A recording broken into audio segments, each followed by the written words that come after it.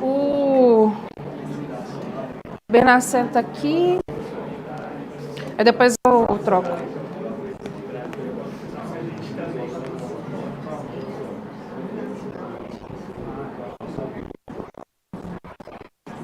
Estamos providenciando mais cadeiras para acomodar todos.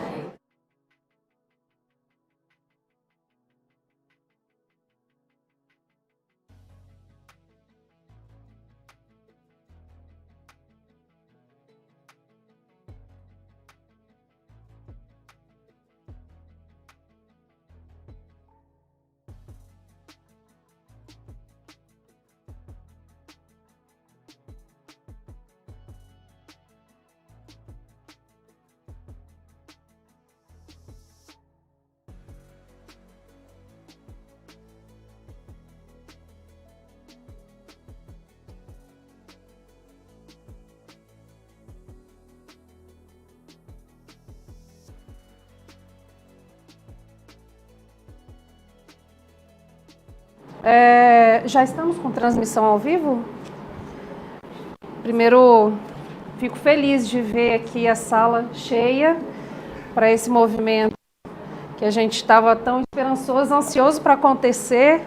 Estávamos ali ensaiando alguns tempos, né, Bernardo? Então, fico muito feliz. Eu não vou tomar muito mais do que 50 minutos de vocês. Brincadeira, não é mais do que isso. Eu escrevi um tratado, mas eu vou tentar ir de menos do que isso. Mas, primeiramente, agradecer a presença de todas e todos vocês aqui. É muito gratificante ter essa plateia aqui. E a gente tem bastante expectativa de contar com vocês aí, convidar quem ainda não está no comitê, participar do comitê, né? Esse é um evento de lançamento, então, do Comitê ISD, da ABRIG, da qual sou coordenadora, estou como coordenadora do comitê. Ao meu lado está um dos idealizadores do comitê também, o Bernard, que vai mediar a nossa conversa hoje aqui. Só para entender o cronograma, a gente vai fazer um lançamento oficial do comitê agora. Eu vou fazer algumas palavras, depois vou entregar a carta ao Dr. Paulo, que está aqui na minha frente, para a gente fazer essa formalização, esse statement da criação do comitê.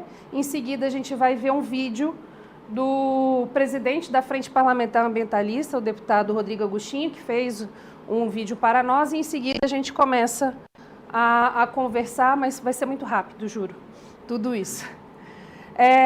Meus agradecimentos iniciais, então. Pedir desculpas primeiro em nome da presidente Carol Venuto, que não pôde estar presente. Ela tentou, mas ela infelizmente está muito gripada, não pôde vir e pediu desculpas, e estão aceitas essas desculpas, Carol. Mas na próxima a gente conta com a presença dela. Quero agradecer aqui a presença dos diretores Eduardo Alvim, de eventos, a Kelly, do Conselho Fiscal, Antônio Queiroz, nosso conselheiro superior, ao Dr. Paulo Castelo Branco, que está aqui representando a Carol e também é nosso conselheiro e diretor. Bom, vamos lá. Também quero agradecer bastante aqui a presença do Sabin, agradecer aos nossos patrocinadores do café, a Nature Invest e a Matchmaking Brasil. E agradecer, obviamente, a ABRIG por estar organizando esse evento, Ana Patrícia, em nome da Ana Patrícia, agradecer ao staff da ABRIG e a Anshan por liberar esse espaço para nós. Então, muito obrigada a todos. Hoje faz parte de uma série de comemorações da ABRIG. A ABRIG está fazendo 15 anos, foi ontem a comemoração. Então, esse evento hoje faz parte dessa comemoração dos 15 anos. Muito feliz de fazer parte desse cronograma. Então, obrigada a todos aí por estarem conosco festejando essa data também. Tá? Bom, vamos falar do comitê agora, rapidinho. O comitê, assim, a gente sabe que a conversa sobre ESG é uma coisa relativamente nova, mas tá surtindo bastante efeito, está hype, como diria o comitê jovem aqui representado. Então, assim, e como diriam meus pais e a mim mesmo, está na crista da onda, o ESG. E a gente veio aqui para trazer essa conversa para qualquer gênero, número, classe, raça que esteja aqui presente. que a gente gostaria muito de contar com a participação e com a diversidade que existe aqui nessa sala, que está presente também online. Então, ano passado nós fizemos uma capacitação em ESG na ABRIG, foi um sucesso. Percebemos a necessidade que o profissional de RIG tem em aprender e conhecer um pouco mais sobre ESG, né? Bom, eu estou falando da sigla, eu vou só para deixar todos na mesma página, acredito que todos saibam que ESG é uma sigla em inglês para Environmental, Social and Governance, em português, Ambiental, Social e Governança. Cada letrinha dessa tem uma perspectiva, cada letrinha dessa cabe ao profissional de RIG, de relações governamentais, estar observando. Né? É importante, eu até falei com o Rodrigo Agostinho, falei, Rodrigo, é importante as pessoas entenderem que o ESG não é política pública.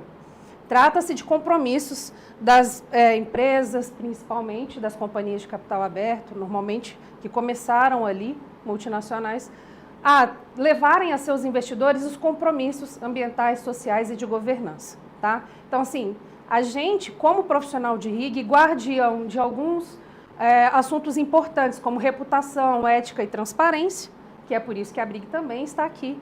A gente tem que internalizar todos os compromissos ESG que as instituições que a gente representa, então, assumiram, tá certo? Então, aqui, o ESG não é uma coisa nova na ABRIG, tá? A ABRIG nasceu da necessidade da regulamentação do lobby, que faz parte dessa discussão dentro do ESG, tá certo? Então, um pouquinho do histórico, eu até escrevi sobre capitalismo consciente, a história do ESG, eu vou passar um pouco, calma aí, e vou deixar para os meus palestrantes entrarem nessa discussão, mas eu queria, na verdade, só dizer um ponto aqui. A gente está num período agora de transformação do mundo, há uma discussão conservadora sobre não ir até onde o ESG pode ir, a gente avança nesses termos de uma maneira geral, mas acho que é importante a gente ter aqui na mente, usando a linguagem corporativa no nosso mindset, o que é ser incluso, diverso, ético e sustentável. Então, essas são as 4 palavrinhas que eu gostaria de trazer isso para vocês. Bom, vamos eu acho que só para trazer um pouquinho da perspectiva do que o comitê vai tratar dentro do ESG, ambiental, social e governança, tá? No ambiente, na questão ambiental, qual que é a nossa responsabilidade, então, como RIG, né? A gente sabe quem aqui faz planilha. Quem faz planilha de projeto de lei? Todo mundo. E a lista de projetos de lei ambiental é gigantesca, concorda? Então, minimamente, o trabalho de monitoramento de projetos de lei que tratem de questões ambientais está no nosso pipeline. Eu vou usando palavras em inglês porque o povo adora. Mas é isso, minimamente a gente tem o compromisso de acompanhar o que está sendo discutido dentro das casas legislativas, dentro do Poder Executivo, em termos de normativas e leis a respeito das mudanças ambientais e compromissos e etc. Certo? Vamos lá, sobre o S, esse é um pouquinho mais complexo, mas também está na nossa planilha de projetos de lei, que é questões trabalhistas. Então, quando a gente fala de social, a gente também tem uma lista de projetos de lei. Toninho sabe o quanto ele é a pessoa que mais acompanha assuntos trabalhistas aqui presente hoje. Desculpa usar o seu exemplo, mas acho interessante a gente conversando sobre isso, porque as questões trabalhistas sempre estão também na nossa lista de prioridades e compõe uma lista enorme de mais de 100 projetos de lei. Então, é importante a gente acompanhar. E a gente está falando no S também do relacionamento com stakeholders, que é o relacionamento com as partes interessadas. Hoje, você como RIG, você não acompanha só o interesse econômico da sua empresa, você acaba acompanhando toda a cadeia de valor que a sua empresa está inserida. Então, é importante você também estar atento ao S. A diversidade entra no S. A questão de gênero entra no S, tá certo? Divisão de lucros está na governança. Então, vamos falar do G. O G, a gente está falando de ética, transparência, compliance, tá? E a gente está falando de regulamentação do lobby, por isso que eu queria trazer um pouquinho mais do que essa perspectiva do comitê, para vocês terem uma ideia. O comitê vai ser um comitê fluido, vai ser um comitê onde a gente vai poder ali trazer experiências de quem está no comitê, de quem não está no comitê, para as pessoas entenderem como é que o RIG já trabalhou ou trabalha nas agendas ISD. Tá? Além disso, junto com o Jonas, que está aqui presente, o comitê também vai trazer algumas capacitações, então podem esperar aí capacitação ISD, inclusive está muito boa, né? Já aguardem aí. Rapidamente, então, sobre a nossa carta, tá? Hoje, então, nós escrevemos essa carta. Eu queria agradecer nominalmente algumas pessoas do comitê que não estão aqui, porque, infelizmente, a gente sabe que a agenda da gente é bastante atribulada, então, eu queria agradecer nominalmente ao Faiê, que foi a pessoa que redigiu a carta, estaria aqui entregando, mas, infelizmente, não pôde vir. Eu gostaria de também agradecer ao Gustavo Cesário, que foi uma das pessoas que mais se entusiasmou com a agenda, que também não pôde vir. Quero agradecer ao Jonas, que pensou comigo a estrutura do comitê. Quero agradecer também a Cíntia, que não está aqui presente, mas também vai coordenar. Peço desculpas aos não citados aqui nominalmente, mas como é que eu não vou citar o Bernard, né? Mas eu deixo os agradecimentos finais, porque é ele que vai conduzir hoje aqui a conversa. Mas eu queria chamar o Dr. Paulo aqui para receber a nossa carta, compromisso. Como vocês sabem, o ISD é compromisso, são compromissos, então o comitê criou a sua carta compromisso. Dr. Paulo, por favor. Muito obrigada por receber a nossa carta.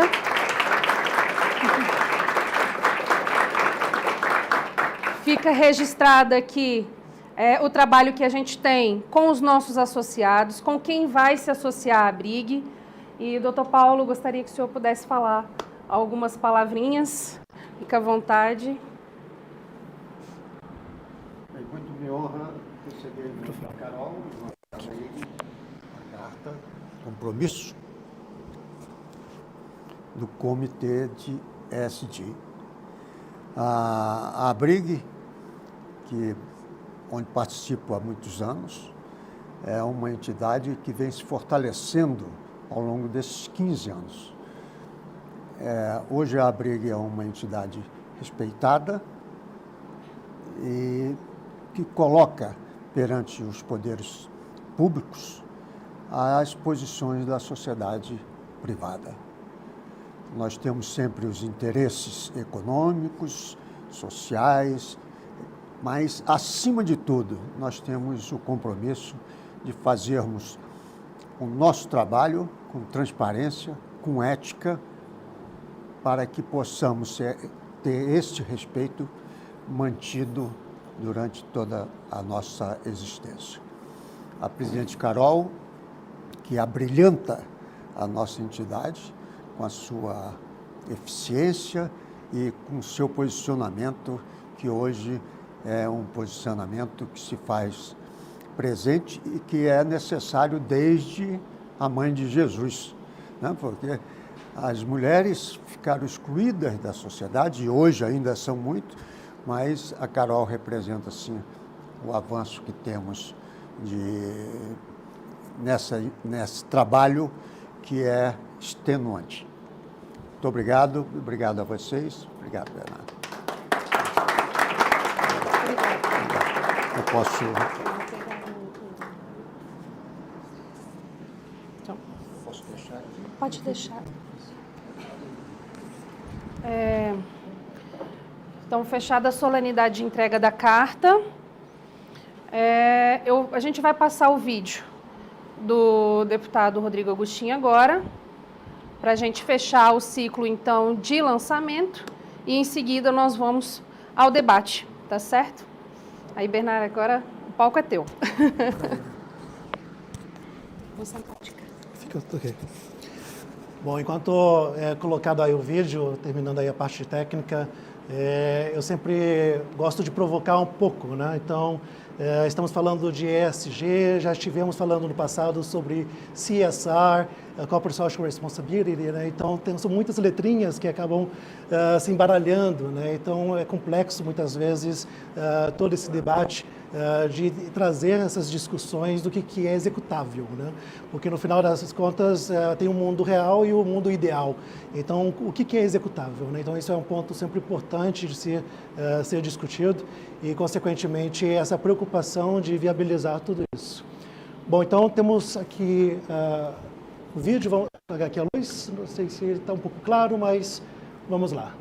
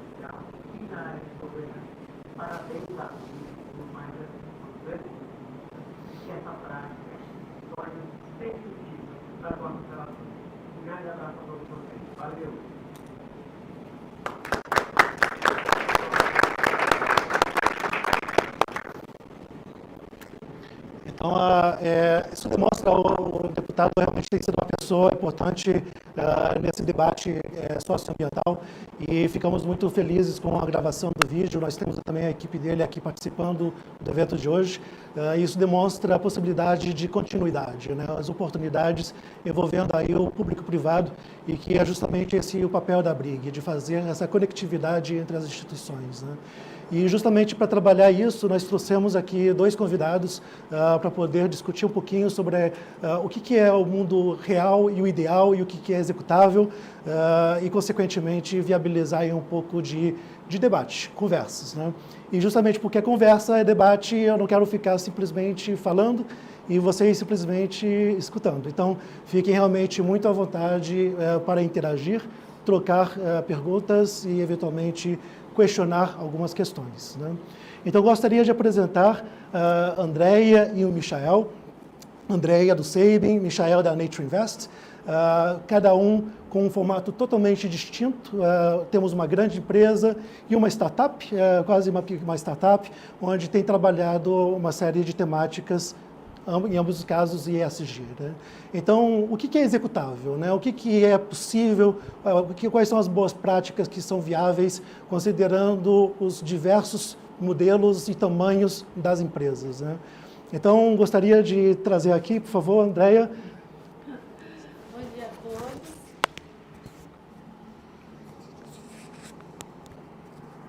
Vocês preferem em pé ou sentado? Eu prefiro em pé.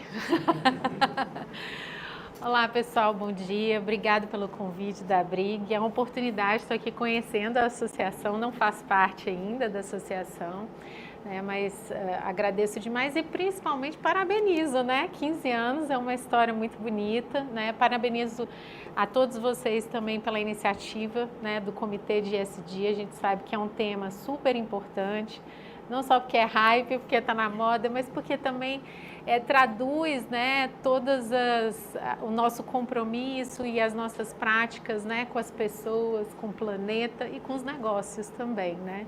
Então, espero contribuir aqui um pouquinho para o debate, apresentando algumas práticas, alguns projetos que nós temos no Grupo SEIB, né?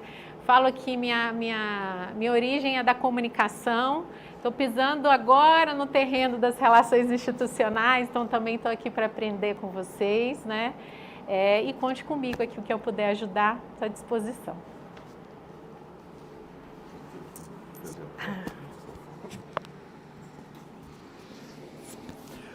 Então, como o Bernardo já falou, sou o Michael. Bom dia aí a todas e a todos. Muito feliz também de estar aqui com vocês hoje nessa celebração e desse novo comitê. eu acho que, sem dúvida, é um passo bastante importante e, como foi posto também, é um espaço onde a iniciativa privada tem aí o seu protagonismo e pode assumir esse protagonismo também.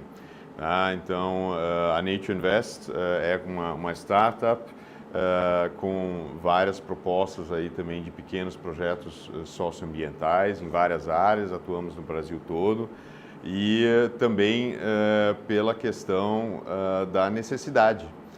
Então, a gente percebe, talvez esse seja um dos motivos pelos quais existe o ESG agora, porque a gente percebe que cada vez existe maior necessidade de ação, maior necessidade de mudança.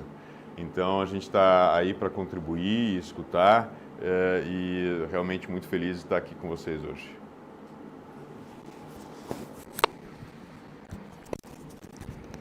Nós estamos aqui na troca dos microfones, mas acaba sendo um processo para viabilizar a transmissão que está acontecendo para o YouTube. Então, é justamente devido a isso.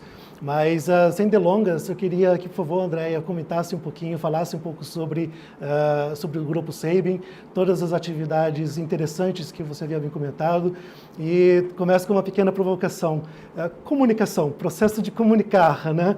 Esse talvez seja, às vezes, um desafio significativo, porque a partir do momento que se está se comunicando, existem múltiplos grupos, múltiplas pessoas e múltiplas percepções, ainda mais nos dias de hoje, com as mídias sociais e, consequentemente, a interpretação de forma distinta pelos diversos grupos, né? Então, às vezes, determinada informação que está sendo colocada na internet, ou a forma como está sendo divulgada, isso acaba também influenciando o processo institucional e, consequentemente, viabilizando, de repente, até ajustes de agendas, de pautas que eventualmente sejam relevantes, né? Mas eu acho que estou entrando um pouquinho demais e queria que, por favor, comentasse um pouquinho. Bom, pessoal, quem não conhece o Grupo Sabin aqui? Fico feliz. Todos conhecem, né? Espero que todos sejam clientes, né? E tenham essa experiência aí conosco. Tem gente que é cliente desde pequenininha, a gente fica muito feliz. Esse ano a empresa fez 38 anos, né? Então nós somos um grupo de Brasília, nascemos aqui, né? E fomos para outras regiões do país a partir de 2012, né? Quando nós iniciamos um processo bem ousado de expansão nacional, levando os nossos serviços para outras regiões do país. Então, hoje nós atuamos tanto na área laboratorial, de análises clínicas, mas também diagnóstico por imagem, a parte de vacina, check-up executivo. E, recentemente, fizemos a aquisição de um novo negócio na área de atenção primária à saúde, né? E lançamos também a nossa plataforma integrada, né, de coordenação de cuidado em saúde. Nós passamos aí por vários anos de aquisições, né? Então nós aí completamos 27 aquisições, né? Com o crescimento de outras clínicas, tanto diagnóstico por imagem como análises clínicas, né? E pelo Brasil, né? Um desafio gigantesco do ponto de vista de cultura, né? De integração de negócios, de processos, né?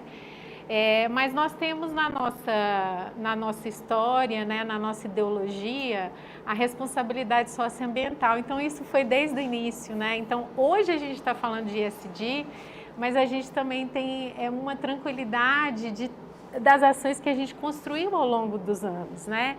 E eu acho que o desafio hoje nosso é fazer isso de uma forma bastante integrada, para que cada letrinha dessa, né, reforce a atuação da outra. Então, começou com isso, a gente tem duas sócias fundadoras que deixaram um legado como gestoras, né, e continuam agora à frente do Conselho de Administração. O Sabin passou por um processo de governança corporativa em 2013 com a instituição do seu Conselho de Administração. A doutora Janete e a doutora Sandra se revezam na presidência e na vice-presidência, né, um conselho formal. Existem conselheiros externos também que compõem o nosso conselho. E na época foi instituído, né, uma presidência e a presidência, né, montou a sua equipe, né, de diretores executivos. Então, nós estamos falando aqui, né, a nossa posição de fala é de uma empresa da área do setor de saúde, né, de origem familiar, de capital fechado, né, que investiu num processo de governança e num ousado processo de expansão, né? Nesse processo, alguns marcos foram bem importantes para a gente, né? Lá em 2002, 2003, a questão da SA 8000, né? Que traz esse olhar do social, não só para fora, né? Porque você faz na comunidade, mas para dentro, né? Com seus colaboradores, né? E a partir dali, o SEIBM passou a fazer uma construção e uma dedicação muito especial, né, às pessoas no centro da estratégia, né? Nós já somos aí GPTW, Great Place to Work, há mais de 17 anos, né, com várias práticas implantadas. Entre elas, né, a gente tem diversidade e inclusão, que foi recentemente premiada, né, pelo prêmio Eco-Anshan, na categoria sustentabilidade de processos.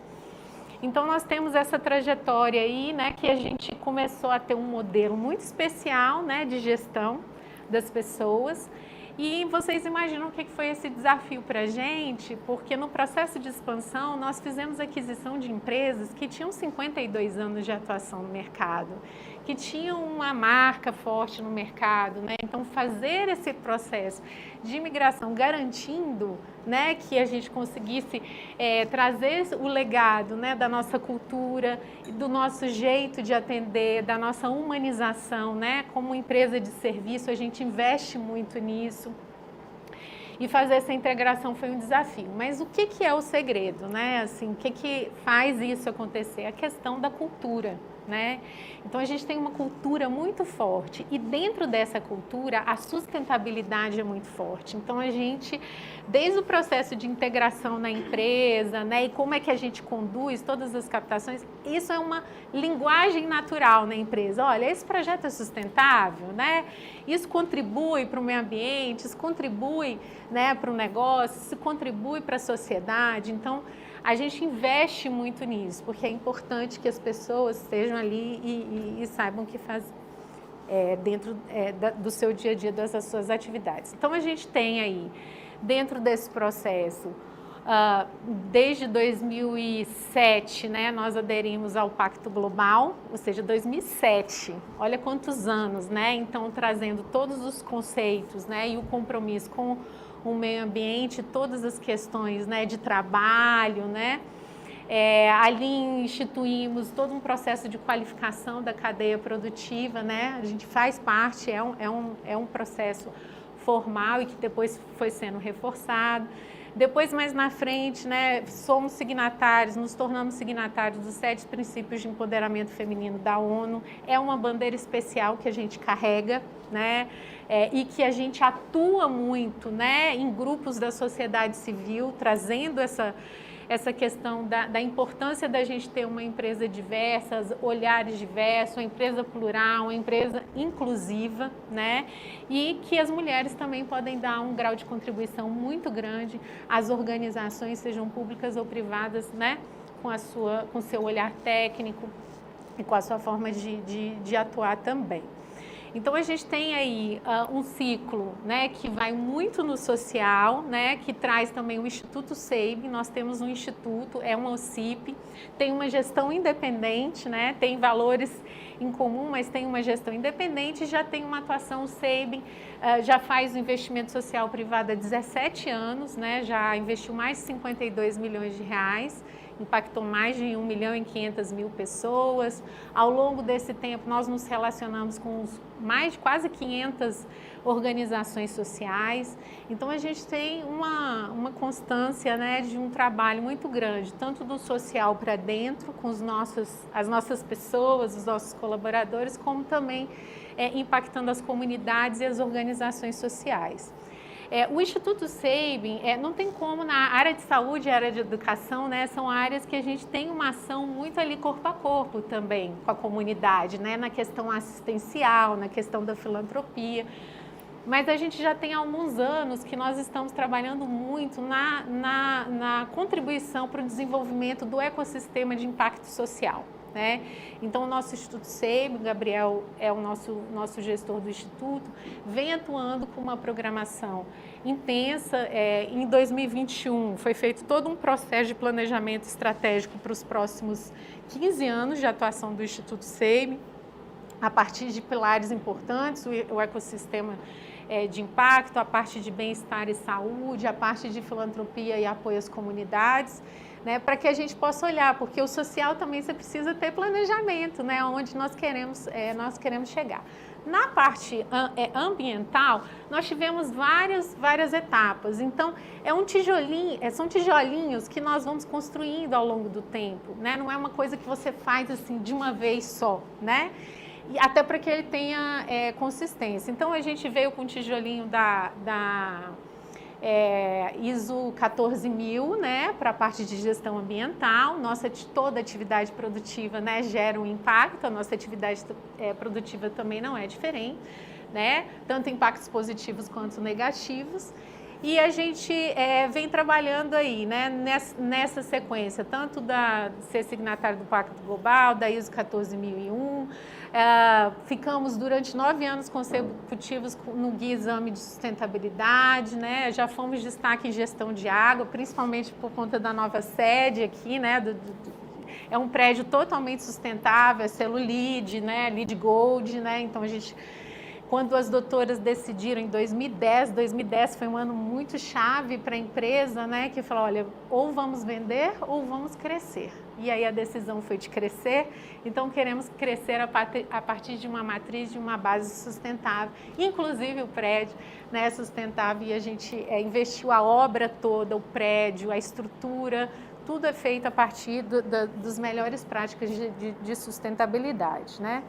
Depois veio a entrada no mercado livre de energia, né? Então, em 2020, né, a partir disso, a gente começou... A nossa maior matriz consumidora, né, de energia é aqui, porque é o nosso maior NTO, é o NTO Central, né, que já processa aí... Nós atendemos aí mais de 20 mil clientes dia, né? Então, vocês imaginem a proporção disso em números de exames. E a gente trabalhou dentro dessa matriz. Depois, em 2018, começamos o processo de inventário de gases de efeito estufa, e esse ano conseguimos fazer a compensação, né, de 1,9 toneladas aí, referente ao ano de 2020. A partir daí a gente quer compensar, mas compensar não é suficiente, né? A gente quer trazer aí, né, um programa de redução desses gases de efeito estufa. O momento que nós estamos agora, né, implantamos uma nova estação de tratamento de efluentes, né, conseguimos aí alcançar 100% de água de reuso, né, também para a nossa maior unidade. A ideia é replicar esse modelo para as outras unidades, né, núcleos de processamento. E estamos trabalhando agora em projetos que tragam fontes renováveis para as regionais, né, para a gente trabalhar com energia solar, né, para as regionais. Do ponto de vista de governança, a gente passou por esse processo, né, muito intenso, né, ainda estamos, né, em evolução, né, temos padrões diferentes, né, de empresas de capital aberto, atuamos muito, né? Eu estava até explicando aqui para alguns colegas, atuamos muito, a gente atua de forma muito intensa, muito proativa e participativa, junto às entidades setoriais, né? A área de saúde tem uma agenda muito em comum, né? Não temos uma atuação direta, né? Com políticas públicas, atuamos justamente de forma setorial, contribuindo nas câmaras técnicas, nos conselhos de administração das entidades de saúde, dando a nossa contribuição aí no processo para que a gente possa ter também uma participação ativa e levar as nossas necessidades. Temos nosso relatório de sustentabilidade, é publicado desde 2007, né? Então, mesmo com uma empresa de capital fechado, tem essa prática, né, de transparência, de estar compartilhando. Esse ano publicamos o relatório de sustentabilidade no padrão GRI, né, já trazendo, e aí entra a sua pergunta final para eu fechar aqui a minha fala, né? Comunicação, né? Eu acho que a gente tem como organização dois grandes desafios, né? A comunicação interna e a comunicação ao mercado, né? A comunicação externa. Internamente, você tem uma cultura, né, que é de sustentabilidade. Agora, o conceito ISD, ele é recente, né? Como empresa de medicina diagnóstica, vocês imaginam o que foi para a gente estar atuando em todas as ações de enfrentamento na pandemia, né? Então, nós vivemos, né, e continuamos aí, né, 24 horas, né, rodando, né, e todas a energia das nossas pessoas, né, para conseguir atender a demanda da população. Então, a gente tem o formato formal, né, ou seja, o que a gente chama de relato de sustentabilidade, dentro dos nossos relatórios de sustentabilidade e que traz novos desafios. A cada ano a gente tem, ou seja, não é mais os dados só referente ao ano, você tem que trazer bases comparativas, declarar, né, e informar impactos positivos e negativos, né, para que isso fique, né, claro para todos os stakeholders, né? Acredito que muitas das empresas fizeram a renovação das suas matrizes, né, de materialidade, seus mapas de materialidade, porque quando você tem aspectos que geram grande impacto como a pandemia, né, você tem essa necessidade.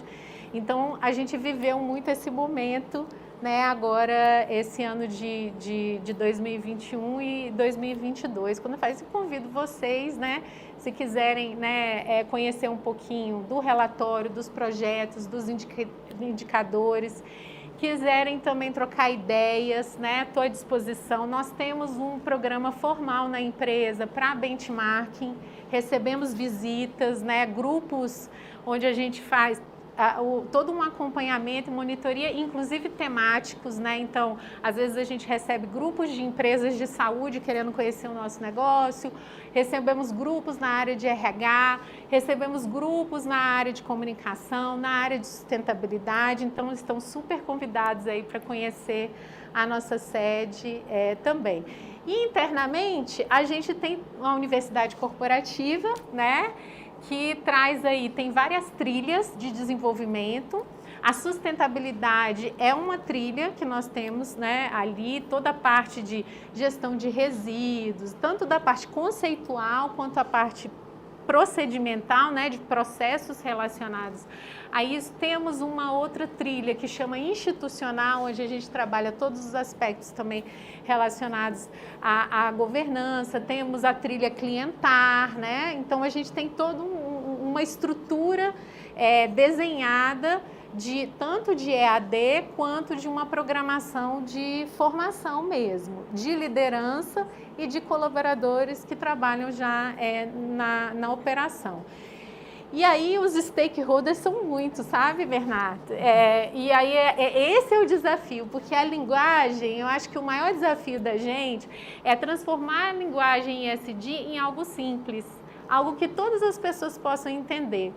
Quem tiver curiosidade de olhar no nosso relatório de sustentabilidade, né, eu particularmente falo muito dele porque eu me dedico a escrever o relatório de sustentabilidade da empresa, né, por também atuar na área de comunicação. É uma linguagem simples, porque a gente faz questão de falar assim, ó, o pessoal do apoio, da limpeza, se pegar esse relatório de sustentabilidade, ele vai entender o que está escrito ali. Né? Então, esse é o desafio que eu acho que a gente tem, é de transformar isso numa linguagem comum, né? Então, como comunicação, né? Deixar essa contribuição, para que a gente possa ter interlocuções, discussões, a participação dessas pessoas também, né? Nessas discussões e nesse trabalho. Então, paro por aqui, né, para dar oportunidade, mas queria só dar um overview, que aí aquece para a gente conversar um pouquinho aqui para o nosso debate, tá bom? Obrigada. Opa. Não, é impressionante, né? Eu acho que a gente fica se perguntando, e aí, né? Como é que nós estamos comparada com tudo isso, né? Então, isso é sempre uma pergunta básica de como é que a gente se coloca no lugar numa instituição que não necessariamente existe aí um trabalho tão ativo como no SEIB, né? E justamente para viabilizar alguns passos para poder viabilizar essa mudança, esse processo de mudança, que nem sempre é uma coisa simples. E, consequentemente, é nesse processo que existe a necessidade de avaliar, de fato, esse processo do que pode ser feito, o que é executável, considerando a realidade de cada instituição e de cada entidade, né? E aí, consequentemente, a gente acaba trazendo aí muito para o debate essa questão da comunicação, que é um ponto que eu sempre reforço, porque é o mesmo dilema da área de relações institucionais governamentais, né? Comunicar, né? O que a área de relações institucionais governamentais faz? Quem somos nós, né? Então, isso é interessante porque muitas vezes existe um grande limbo, uma grande dúvida do que é a atividade, se é somente lobista, se é somente advogado, se é somente não sei quem. Mas eu costumo até brincar que, na verdade, até minha filha é lobista quando ela está querendo me convencer de alguma coisa, né? Então, defesa de interesses, basicamente, né? Então, claro, né? Papa, quero isso, me convença, né? Então, é extremamente interessante verificar esses detalhes, porque, na prática, nós estamos falando do nosso dia a dia, das atividades das nossas instituições, né? E justamente para trazer esse contraponto aqui, pensando nessas discussões, trouxemos também a Nature Invest para o debate, porque a Nature Invest tem a pegada justamente de olhar para aquele que não necessariamente está fazendo alguma coisa, né? Então, existe a necessidade de avaliar também como linkar essas atividades com aquelas instituições que não têm esse processo tão definido como no SEIB e viabilizar ações que sejam concretas, viáveis, né? E por isso o convite para Michel, por favor.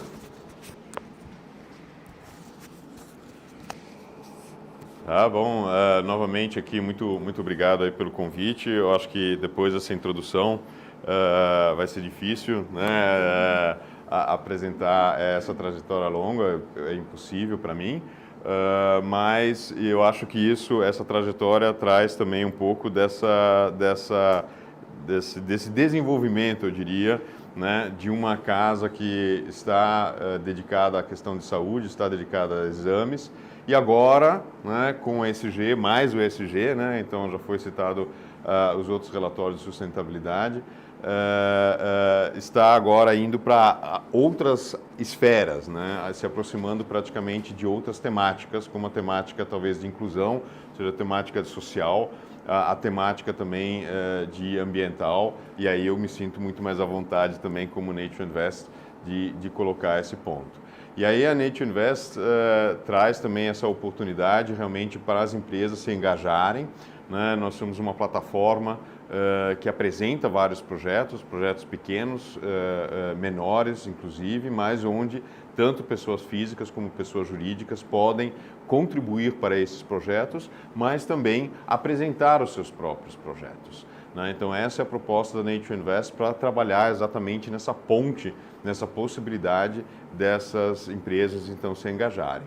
Porque no final das contas a gente ainda vive também um pouquinho desse mundo um pouco separado, né? E eu costumo dizer que até é bom separado, porque afinal de contas a Sabin tem uma missão específica, tem uma especialidade específica, né?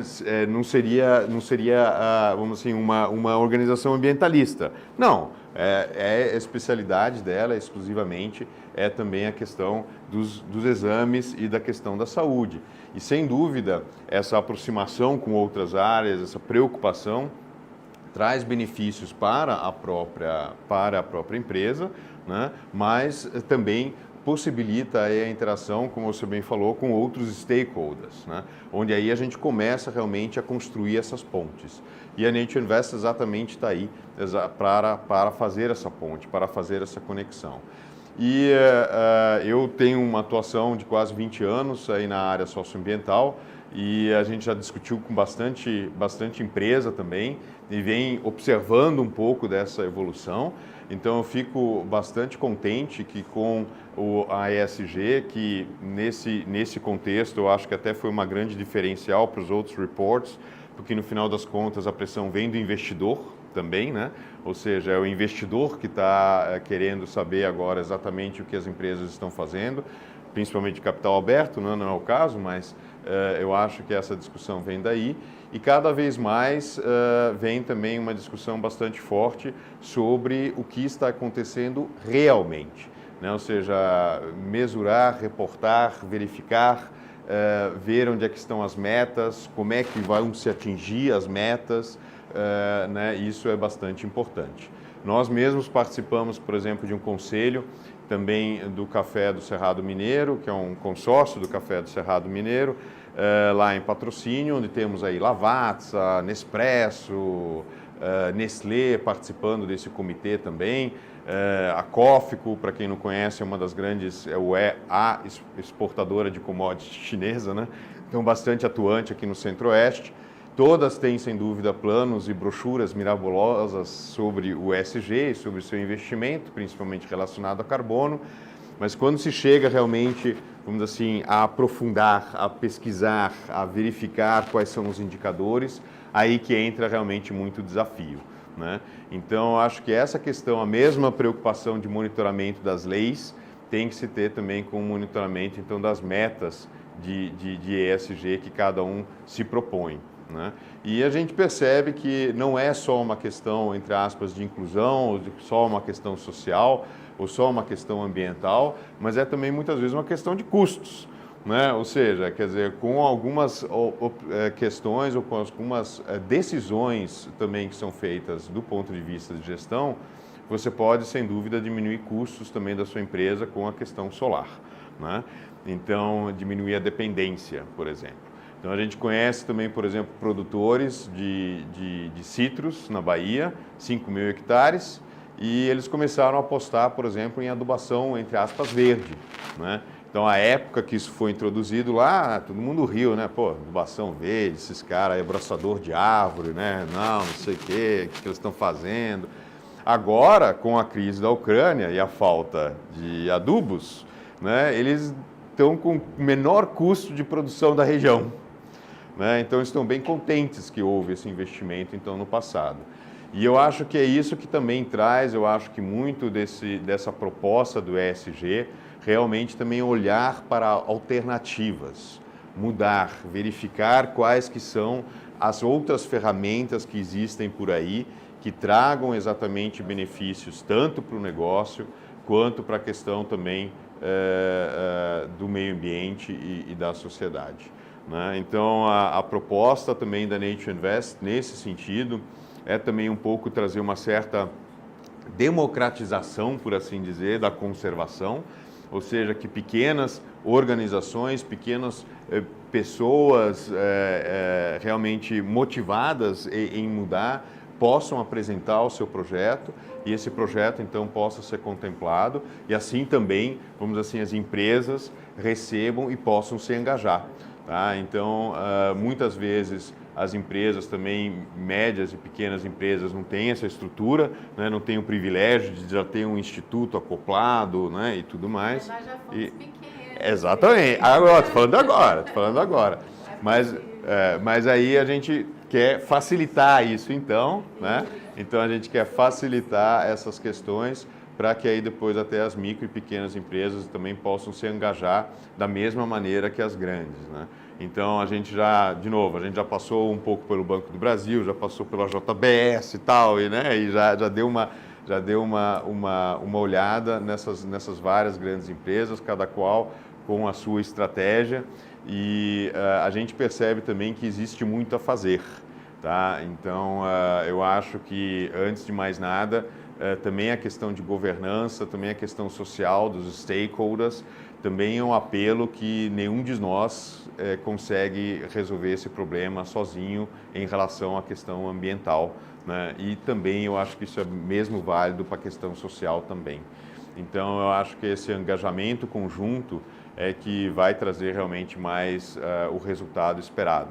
E cada vez mais, né, nós estamos percebendo que, pelo menos essa minha parte também é um pouco mais sensível, né, da minha perspectiva das questões ambientais, e que também estão afligindo cada vez mais o próprio Brasil com os desastres ambientais. Da parte onde eu venho acompanhando mais de próximo o café, né, teve então as estiagens, quebra de safra e tal. Então, isso também eu acho que é uma questão bastante interessante, ou seja, de uma perspectiva futura, né? Então, o que a gente está aguardando praticamente para todos esses campos, social, ambiental e também corporativo, para daqui a 10 anos, daqui a 15 anos, nos nossos planejamentos estratégicos, né? Então, até para estratégias, por exemplo, de expansão, né? Então, dependendo, o agronegócio, por exemplo, pode expandir maravilhosamente bem para o Piauí, mas se no Piauí não tiver chuva, então não adianta expandir mais para o Piauí, não é? Então, são essas questões que a gente está, eu acho que, enfrentando como sociedade, e essas perguntas têm que ser feitas, e por causa disso eu volto também de novo ao monitoramento, porque o monitoramento também não é uma questão de certezas, é uma questão de verificação. Então podemos estar errados, e graças a Deus espero que estejamos errados para que haja a correção, não é? Então acho que isso é muito interessante também, para que todas as nossas ações tenham realmente esse fundo de verdade, a gente procure os fatos, procure fazer as correções e procure essas parcerias realmente, para que a gente possa ter um impacto bem maior no conjunto da obra. Seria isso.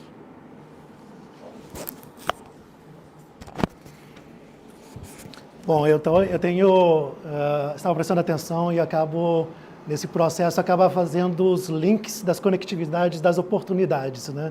Aí quando vai lá isso, eu me lembro daquilo, quando fala o outro, fala o nome daquela outra coisa, onde tem uma série de possibilidades e oportunidades. Mas eu vejo uma coisa bastante interessante, pingando aqui algumas palavras que foram faladas. Foi falado de estratégia, foi falado de planejamento, de diferenciação, de monitoramento, de oportunidades. Estamos falando de negócios, estamos falando de oportunidades, de se diferenciar, de se fazer algo diferente em relação, inclusive, ao concorrente, para poder viabilizar oportunidades socioambientais. Por que não, né? Por que não ser diferente, viabilizando oportunidades de negócios também em cima disso? Então, é claro, que no final das contas, a gente sempre tem que ver quanto custa a brincadeira e, evidentemente, olhar sempre para a questão financeira também, né? Então, isso é importante, porque existe a necessidade sempre de se avaliar de fato a efetividade de tudo isso, né? E, consequentemente, como é que executa isso, né?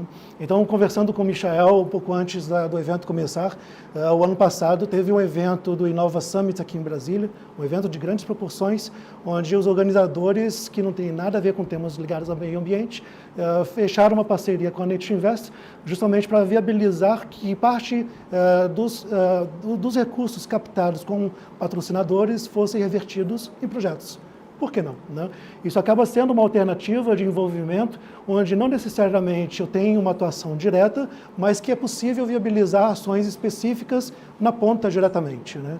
Então, isso é interessante porque, de fato, abre aí um leque de possibilidades para poder transformar e fazer diferente. Fazer com que um evento como esse de grandes proporções tenha também a possibilidade de dizer nós tivemos também uma atuação ESG dentro dessa atividade, né? Então, é tudo uma questão de estratégia, é tudo uma questão de avaliar qual é o tamanho da minha instituição, da minha empresa e o que é viável dentro do processo de execução, né? Então, é claro, eu acho que eu aqui, novamente, começo a falar demais, trazendo aí várias possibilidades, várias oportunidades, mas eu acho que é o momento também do debate, de conversar, né? Então, eu gostaria de convidar a todos a questionar, perguntar e abrir aqui para o debate. E, à medida que houverem as perguntas, lembrando do microfone, e olhar lá para a câmera, porque está sendo transmitido para o YouTube. E, Juliana, eu acho que, de repente, podemos conversar com você por uma pequena pergunta. Obrigada. Bom, eu ia deixar a pergunta para os colegas, mas eu vou puxar uma pergunta rápida, que eu acho que é de interesse de todos, aí fiquem à vontade para responder, porque eu acho que esse comitê é um comitê de provocação exatamente para entender qual é o papel do RIG em tudo que vocês trouxeram.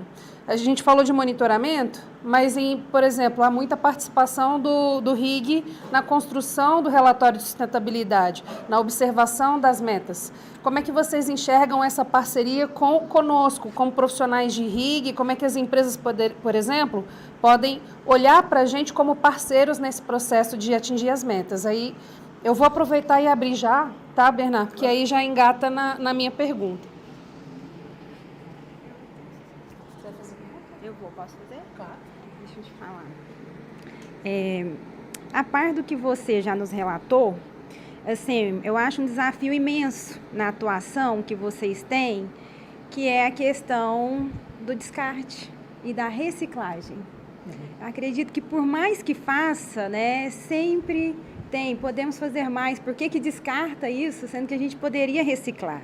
Então, dentro da sua vertical de atuação, do seu segmento, como que isso está no relatório? Como você mesmo trouxe, né, de impacto positivo e de impacto negativo, o quanto nós avançamos, né, e o quanto podemos fazer mais. Então, eu queria que você, assim, né, pontuasse como que isso é feito, porque não é um desafio. O que descarta e o que, de uma certa forma, isso causa um impacto ambiental, né, não deixa de estar nessa vertical. Então, é voltada para esse tema de impacto positivo e negativo, entre descarte e reciclagem. E reaproveitamento. Reaproveitamento, perfeito.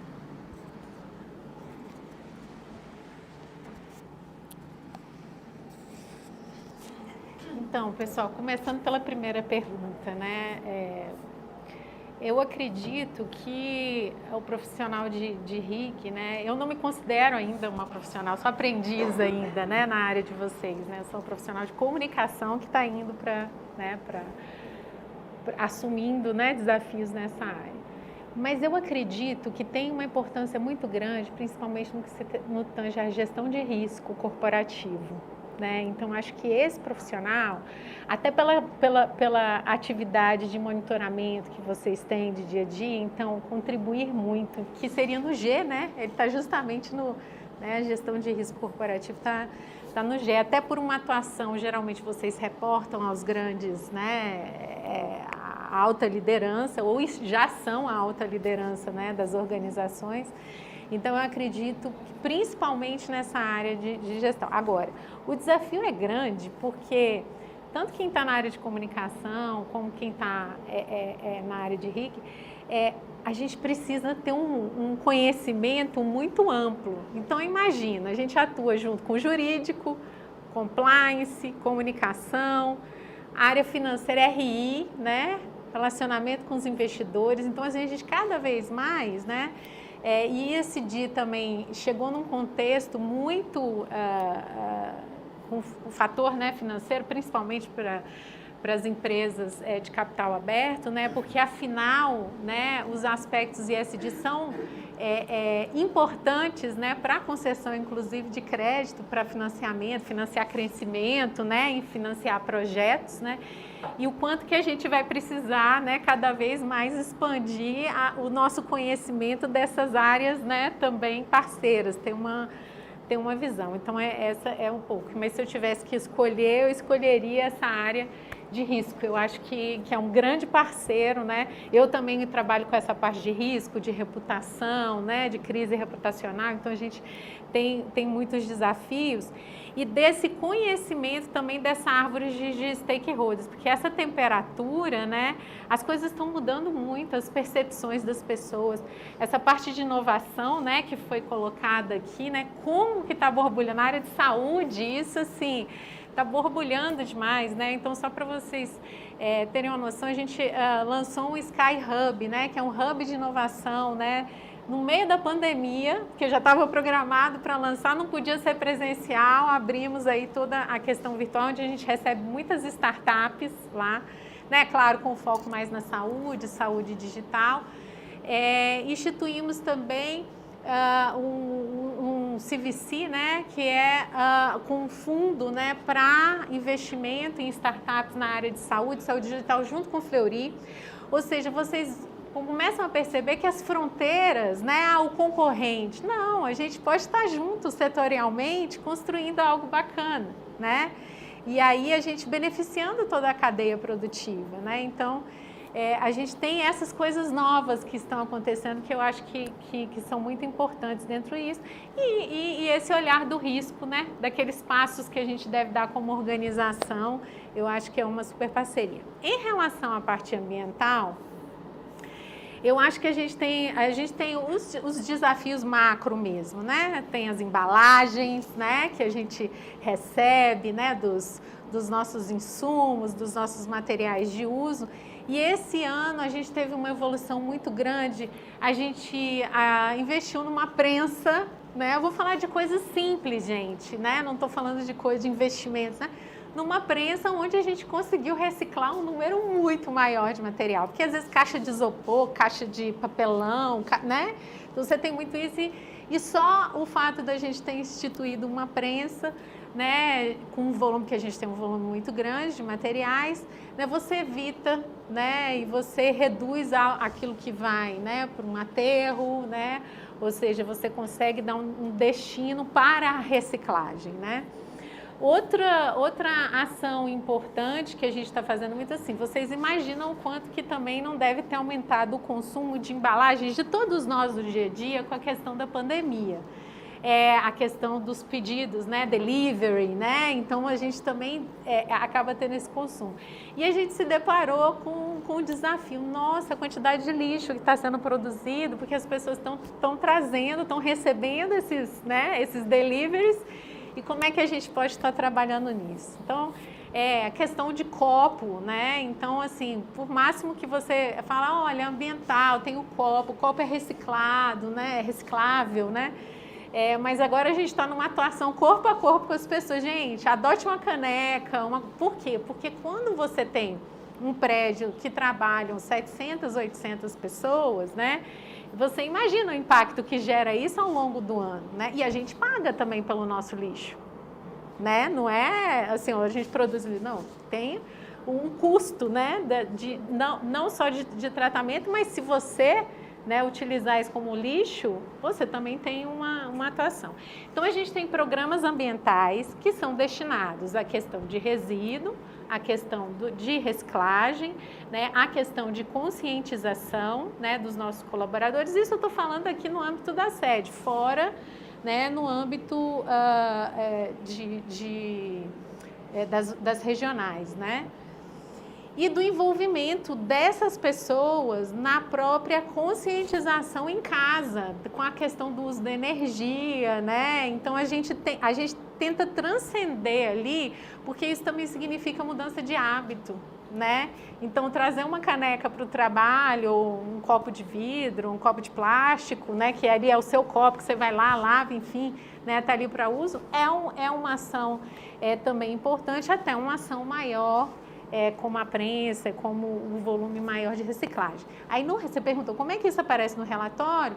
Tem uma parte que relata todos os impactos ambientais, água, o que é referente a resíduo, a tratamento de efluentes, né? Então a gente tem indicadores que vocês podem depois verificar para cada uma dessas atividades. E aí a gente agora está reportando qual foi a evolução ou não, né, ou a estagnação ou a evolução, ou seja, né, não conseguimos, né, um aspecto muito grande. Então, por exemplo, de energia, a gente teve um consumo maior de energia, porque imagina, operando 24 horas pandemia, a gente com toda a estrutura rodando na capacidade máxima, né? Mas a gente conseguiu uma melhor performance de quilowatts por exame, né? Então a gente começa a refinar esses indicadores para conseguir fazer entregas melhores. Eu consegui responder? Depois, no final, eu vou deixar um relatório aqui para vocês darem uma folhada e tem no digital, até porque a gente também, nesse relatório, assumimos o compromisso de um menor número de páginas, né? Para a gente ter um menor impacto ambiental. E nos próximos anos vai ser só digital, né? Mas a gente sabe que ainda tem uma necessidade, mas são poucos exemplares aí também, tá bom?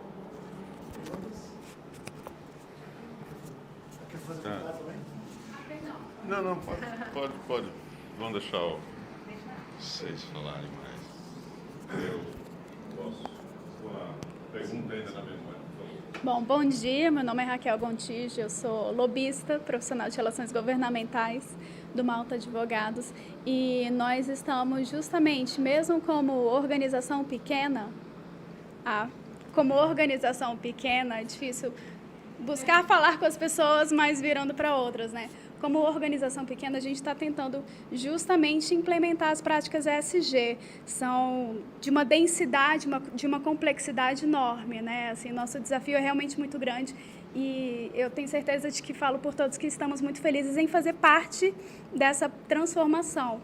E dada a densidade e a complexidade do que impõe, do que promove a ESG, é de fato uma mudança de paradigma em todas as instâncias sociais, corporativas, né, como ressaltou mesmo nos hábitos diários, né, dos colaboradores, que transborda também para quando a gente vai em casa, né, é realmente uma mudança social profunda em todas as instâncias. E isso é muito bom, isso é muito importante.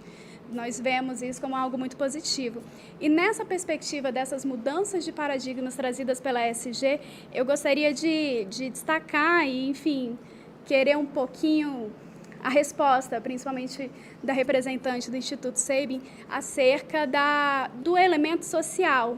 O elemento social também, ele trouxe, da ESG, ele trouxe também novos meandros a partir da perspectiva de desigualdade de gênero, de oportunidades iguais para todas as colaboradoras e colaboradores, das posições que essas pessoas ocupam e do envolvimento e, enfim, do cenário futuro mesmo para a participação, para a oportunidade para todas as pessoas, tendo em vista e valorizando a pluralidade nas organizações e o impacto que isso traz para a sociedade de uma forma geral. Obrigada, gente. Nessa parte de mudança de paradigma, antes de passar o microfone, apenas comentando o que eu falar a respeito do relatório, essa mudança a Brig já fez. Tinha aí a revista normal da Brig e que foi convertido para o digital. Então, isso já é uma atitude com base nessa análise do que pode ser feito de diferente e até mesmo contenção de custos, porque você reduz significativamente os custos, né? Então, obviamente, novamente, estamos discutindo não somente uma questão ambiental, socioambiental, mas também de custos, de fato, né? Não, obrigado. Talvez antes de passar o microfone, eu acho que nas questões das contribuições realmente desses profissionais que estão aqui, eu acho que é muito a questão realmente de fazer um pouco dessas pontes, né, olhar também um pouco para fora.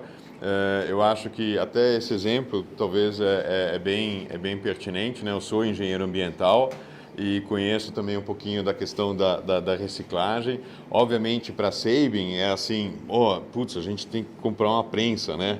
Ou seja, se você olhar pela perspectiva de um engenheiro ambiental, ele vai falar, bom, óbvio, né? Então, eu acho que é um pouco aquela questão de cada um sair também um pouco da sua zona de conforto, olhar para outras áreas, olhar outras soluções, né, para que aí depois a gente possa fazer essa composição, que eu acho que é esse o desafio também um pouco do ESG, quando a gente está olhando para além daquilo que normalmente, entre aspas, a empresa faz. Ou seja, eu acho que essa fluidez que você bem falou, né, de se trabalhar também com o concorrente, né, ou seja, essa isolamento, eu diria, isso realmente faz parte do passado. Então, acho que essas questões vão ficar cada vez mais fluidas e eu acho que seria muito bom, e essa foi uma das propostas que a gente trouxe também junto ao Inova Summit, quer dizer, tem muita coisa por aí, né? Tem muita coisa boa acontecendo, tem vários projetos, boas ideias, então eu acho que também é um pouco do profissional trazer essas alternativas até para o legislador, que eventualmente tem também, às vezes, uma questão mais tradicional, tem a sua própria história, né, de envolvimento, e essa abertura para as inovações, eu acho que é uma coisa essencial que a gente pode, que vocês podem também trazer para o debate.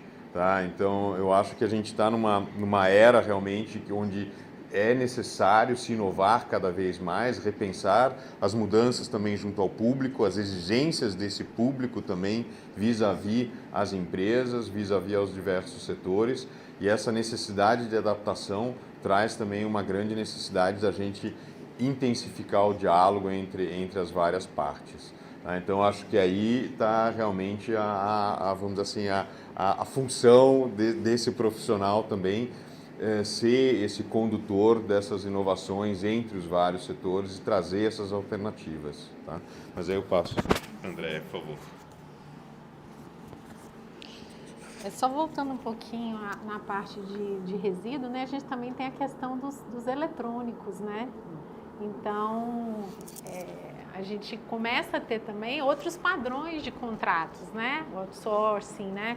A gente começa a ter outros padrões de parceria, né? De utilização e doação desses equipamentos para instituições que às vezes não têm acesso à tecnologia básica de acesso à internet, a computador, a impressora, né? Então, você tem eu acho que o desafio é justamente você estar ali olhando para a cadeia produtiva, a cadeia de fornecedores, para fazer as parcerias, né, e o que cada um pode contribuir e integrar nesse aspecto, né.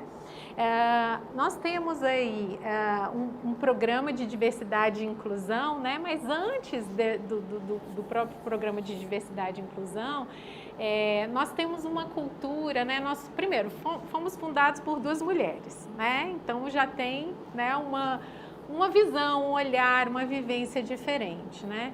Segundo, a maternidade no SEIBM é muito celebrada, né? Então a mulher, ela pode estar em todos os seus papéis na sociedade, como profissional, como mãe, como filha, como irmã, como esposa, né? Como atuação numa associação, enfim, exercendo todos os seus, como cidadã, né? Exercendo todos os seus papéis plenamente, a partir de uma coisa que a gente acredita muito, que é a rede de apoio, né? A gente sabe que, às vezes, a distribuição, né, de tarefas, vamos dizer assim, no âmbito familiar, e a gente assistiu muito isso na pandemia, muitas mulheres tiveram que abrir mão da sua carreira, né, dos seus espaços conquistados no mercado de trabalho, porque não tinha quem ficar com os filhos, porque às vezes, né, as secretárias, as babás também não podiam ter acesso à casa, né, naquele período, né, mais crítico, porque não tinha ninguém para acompanhar o schooling, né, ali, né, e então, assim, a gente viu muitas mulheres abrirem mão, inclusive, de importantes cargos para cuidar da família, né. Então, assim, essa questão do cuidar, né, isso é muito forte na mulher. Só que a gente acredita muito nessa rede de apoio, e a empresa também tem que ser essa rede de apoio, né? Isso tem que ser natural, gente, né? Então, assim, constituir uma família, ter filhos, isso faz parte da vida das pessoas, né? Então, como é que a gente pode contribuir, né? Então, quais são os programas, e programas que a gente já tem há muitos anos, né? Então, o programa gestação, né? Mulheres que estão ali, né, às vezes grávidas pela primeira vez, a gente envolve toda a família, o pai vai junto, né? Então, o pai está ali naquela palestra entendendo qual é o novo momento que aquela família vai estar vivendo e vai estar entendendo, porque aquela mulher vai também ter o apoio dentro da sua família naquela decisão conjunta de ter, né, um filho, 2 filhos, 3 filhos, enfim. Então, a gente tem uma atuação muito junto à família também.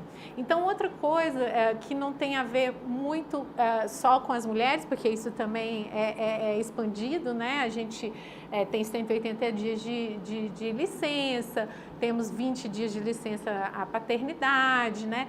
Mas nós engajamos muito a família nisso. Então, por exemplo, nós temos cursos de desenvolvimento para familiares que estão procurando se recolocar no mercado de trabalho, porque a gente é uma empresa que é referência em gestão de pessoas. Como é que a gente pode ajudar? Veja coisa assim, você fala assim, qual é o investimento? Não, é um investimento em tempo, estrutura, né, nossos profissionais, hora de trabalho, mas assim, não é um investimento enorme. Então, você estava falando de, olha, sou empresa, né, estou representando aqui uma instituição, uma organização que é pequena, que está num processo, né, de expansão do ESG. São coisas assim que a gente pode ir fazendo. Nós começamos com essas práticas quando a gente era pequenininho, entendeu? Só que isso faz muita diferença na vida das pessoas, né? Esse é um projeto fantástico, porque ali você contribui para a pessoa, assim, se posicionar melhor, organizar o seu currículo, ser mais competitiva num processo seletivo, e você atinge ali, né, essa rede né, que está ao redor. Em termos percentuais, nós somos muitas, né? Lá, a área de saúde é uma área que tradicionalmente, né, atrai muitas mulheres, né, até essa questão, mas as mulheres estão muito ainda no universo assistencial, né? Então, eu acho que o desafio é trazer para os novos desafios, para os cargos de liderança, né?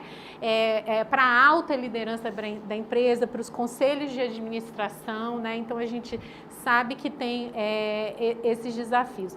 Mas essa rede de apoio, ela é fundamental para que isso possa acontecer, para que a mulher saiba que ali ela está como profissional atuando, mas ela sabe que a família dela está bem, ela sabe que as pessoas da família, porque tem isso também, muitas mulheres saíram não para cuidar dos filhos, mas também para cuidar dos pais, porque não tinha quem cuidasse dos pais, dos idosos, né? Então, esse é um olhar sensível, né, que as organizações e as empresas têm que ter para que a gente possa estar mudando essa realidade, para que a gente possa estar realmente atuando de uma forma mais ativa. Então, em termos percentuais, hoje nós somos 77%, né, do grupo, do quadro de colaboradores do grupo. 74% dos cargos de liderança, 74% são ocupados por mulheres, né? Então, a gente tem um número grande, né?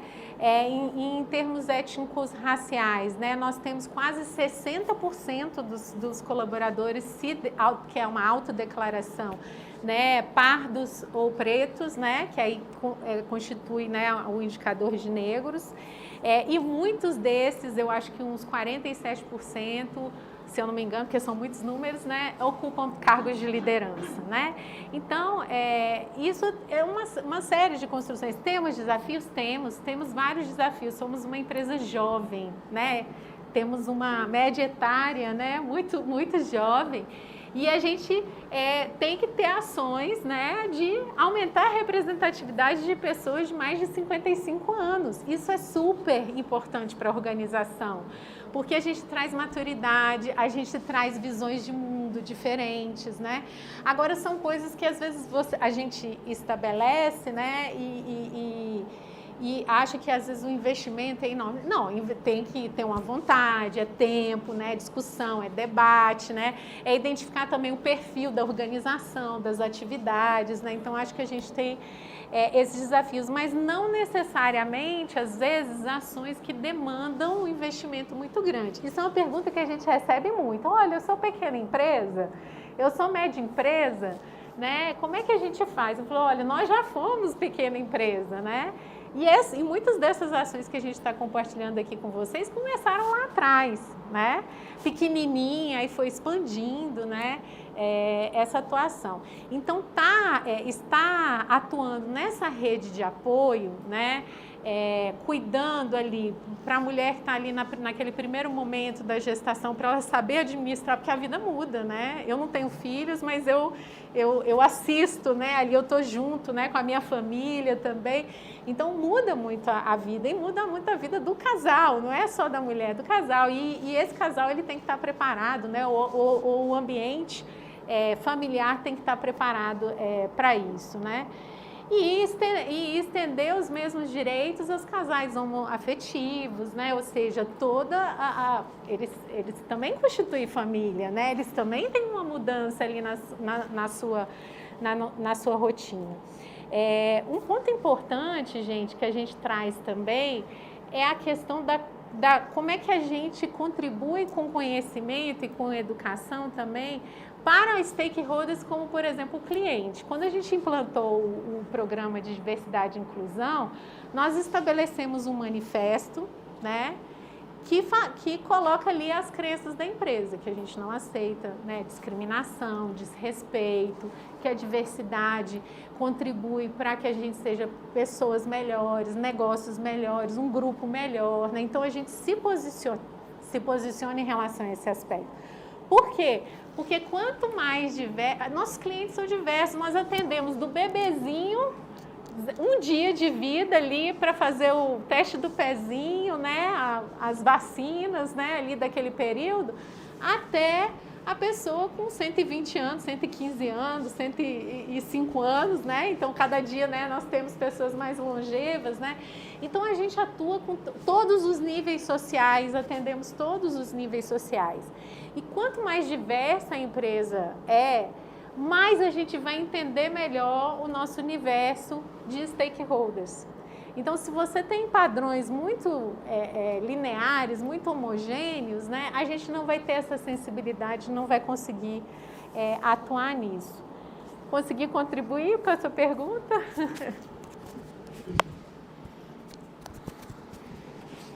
Não, é fenomenal, porque muitas vezes quando a gente fala sobre ESG, a gente pensa geralmente apenas na parte ambiental.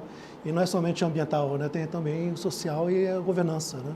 Então, isso é um tema extremamente importante, porque a gente acaba trabalhando as questões relacionadas à ética, as questões relacionadas à transparência, as questões relacionadas à família, aos indivíduos, às pessoas, porque, afinal de contas, estamos falando sempre de pessoas, né?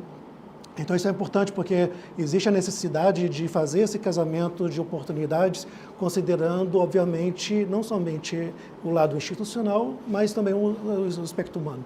E isso é um aspecto extremamente importante que, às vezes, fica esquecido, achando que, para ser profissional, tem que esquecer o lado humano. E não é verdade. Tem que fazer exatamente esse casamento dessas duas oportunidades, né? E eu acho que foi em cima disso que praticamente nasceu a Nature Invest, né? Que foi aí justamente de uma situação que me foi falado, onde, e aí, foi feita uma doação para um projeto, né? Como é que aquele recurso está chegando na ponta, né? Então, isso é um ponto importante, porque muitas vezes a questão da transparência, às vezes, fica esbarrada nas burocracias, nas dificuldades, e isso é o que precisa ser quebrado, na verdade, né? Então, não sei se, Michel, gostaria de comentar um pouquinho sobre esse aspecto?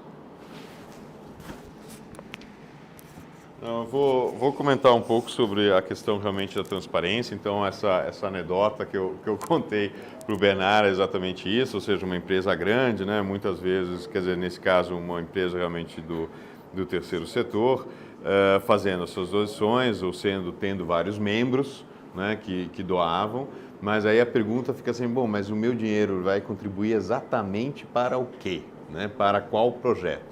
Então, disso saiu também essa questão da plataforma, onde cada doador sabe exatamente qual que é o projeto e qual que ele vai doar e como é que o dinheiro vai chegar lá. Então, essas questões de transparência, a gente tem isso também muito claro para a gente. Obviamente, tem outras tecnologias como blockchain que podem ajudar também nessas questões de transparência, né, para ter a rastreabilidade do recurso, mas também ter a rastreabilidade do seu impacto. Tá? Então, a gente está trabalhando ainda nessas questões para melhorar isso cada vez mais, mas para ter essa ligação direta até do doador ou da empresa que está investindo para aquele impacto especificamente daquele projeto, né? Sem realmente ter uma grande, talvez até de vez em quando uma bolha administrativa, né? Que aí depois cobra suas taxas e eventualmente toma suas decisões também quanto ao investimento do recurso.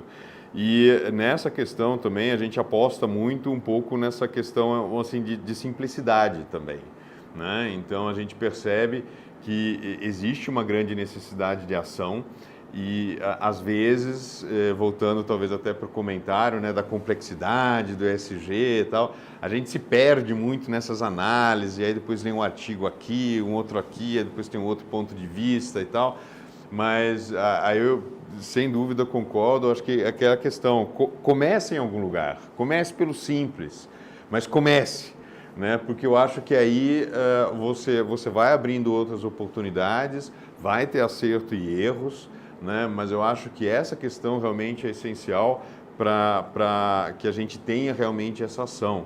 E nesse caso, por exemplo, a Nature Invest também surgiu isso, né? A gente eu venho de um ambiente onde a gente tinha vários projetos, quer dizer, o último investimento foi de 7 milhões de dólares no Cerrado, com várias organizações aqui socioambientais também.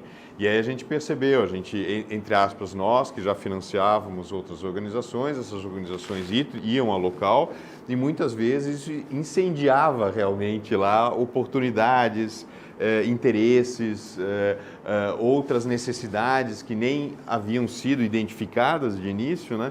Mas simplesmente pelo fato de você estar lá, você movimenta um número enorme de entusiastas simplesmente que querem mudar a sua realidade local. E aí, para muitas vezes, você não tem simplesmente os recursos para fazer isso, né? Ou não cabe na sua estratégia específica, mas você sente, simplesmente por você estar lá, e o Brasil, há muitos locais carentes, né? Carentes até de Estado, né? Ou seja, carentes de instituições mais fortes, onde as pessoas também são muitas vezes aquelas que são as protagonistas da mudança que elas querem sentir naquele local. E aí a gente veio também com essa proposta de tentar viabilizar isso, então, né? Tentar achar um canal para que aí depois essas alternativas possam ganhar visibilidade, possam então eventualmente ser apoiadas também para mudar as questões.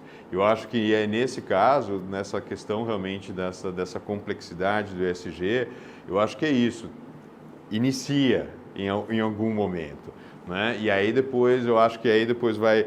É um momento também, né? Eu acho que pela história que a Sabin, que a André apresentou, e a história da Sabin, também uma história de aprendizados, né? De acertos e erros. Então, mas eu acho que tendo clareza aonde você quer chegar, você percorre esse caminho e faz parte também que você tem acertos e erros, é natural, né? E nesse caso, para mim, e no ponto de vista ambiental, é também um grande motivador a urgência dessas questões, né? Então, a gente está realmente, saímos talvez até de um certo conforto climático, né? E estamos entrando realmente agora numa nova era, inclusive a questão, por exemplo, de novos vírus, né? Com a questão da perda de biodiversidade e áreas isoladas da natureza, então esse é um tema à parte, né?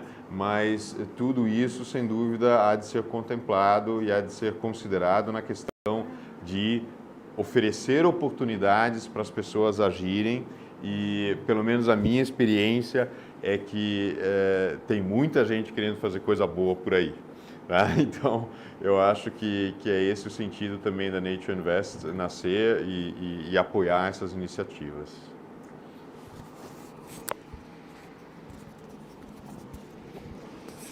Bom, pessoal, caminhando para o encerramento, queria perguntar se existem mais algumas perguntas. Eu sei que o debate é amplo, mas acabaria se estendendo, a gente poderia ficar a tarde inteira, o dia inteiro, mas eu acho que as oportunidades podem se desdobrar depois no individual, né? Mas para finalizar, eu queria perguntar se haveria ainda alguma pergunta a ser feita.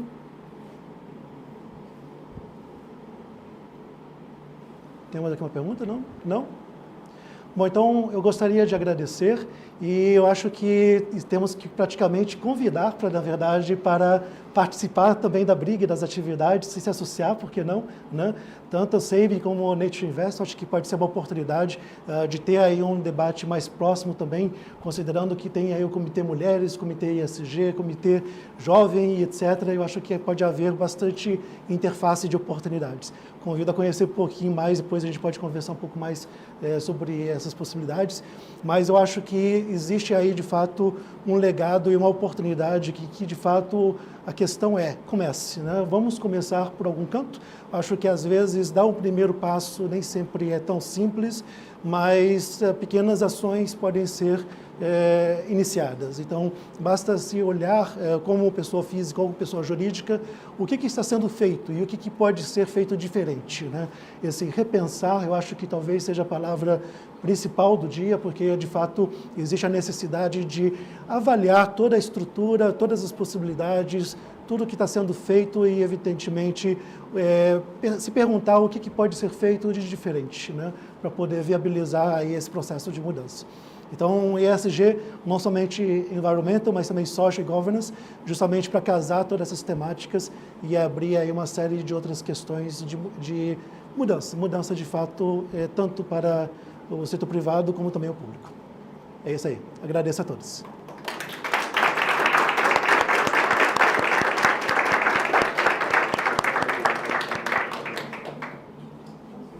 Bom, maravilha.